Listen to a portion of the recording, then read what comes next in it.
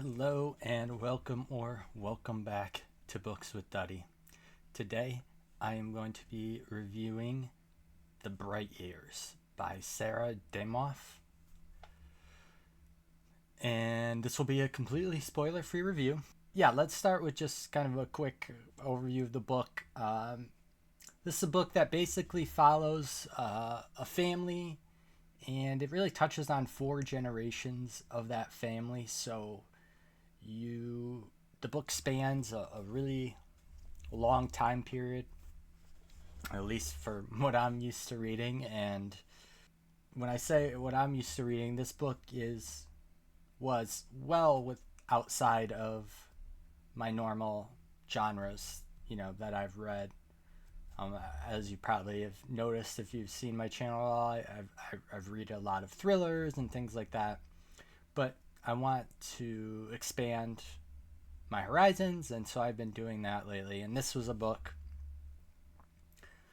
that was just really about family and trauma and all of those types of things. So it was, like I said, outside of my normal scope, but I loved it. I love this book, and let's get into why.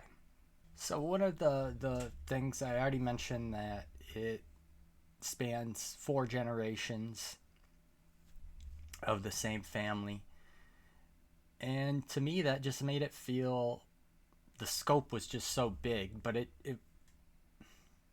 not in a bad way, like not where the scope was too big and you couldn't, there wasn't enough focus on the smaller details. It felt big in a way that I was wondering, how's the next generation going to handle what the previous generation did? Are they going to make the same mistakes or the same, positive things? And so I love that. I loved getting this big overview of this family over a long period of time. And the characters in this book, they were complex and relatable. And it was so easy to see and think of them as a real family that exists. And there were characters I wanted to hug. There were characters I wanted to punch. There were characters I wanted to laugh with. There were characters I wanted to hang out with. And many of those characters were many of those things at different points in time throughout this book. And I love that. I love the complexity of the characters and the complexity of navigating family. And so this book was an emotional roller coaster for me. I'm not, like I said, this is not my typical genre. So maybe if you read, lots of books like this, I don't know, family drama or family, I don't even know what genre this is, honestly, then you might be used to this type of thing. But I was not. There were times when I was super happy, and then there were things in this book that were pretty devastating.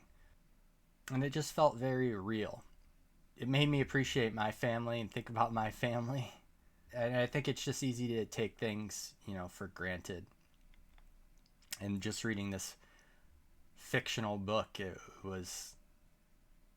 just felt real. So, it just made me thankful. Yeah, and by the end of this book, I was, I shouldn't even say by the end. I was so emotionally invested. This book got me so emotionally invested so quick. And I think part of that, too, was I really enjoyed the writing style. I think, I'm pretty sure this is like the author's debut novel. A lot of times in books, when there's like a profound statement, or a character has a profound thought, or it comes off cringy and forced to me. This didn't at all. There was a lot of times where characters, had these thoughts, and I was like, wow, that's so true. Or, and I never felt like it was just like forced in there and like being shoved down my throat that, oh, this is supposed to be so profound. It was just like felt like a real person having a real epiphany or moment.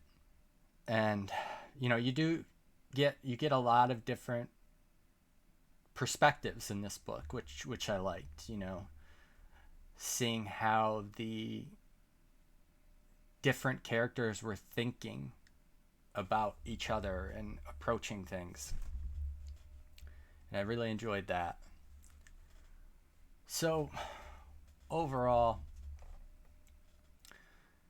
I love this book. Like I said, I definitely want to read more books like this instead of just, mysteries and thrillers. And I love that genre and continue to read those, but this was something different, and I really enjoyed it. One of the best things I can say about this book is that it has lived rent-free in my head for a few days. So I think that's always a good sign about a book. And I'd recommend this to anybody, even if it's not your typical genre. Give it a try.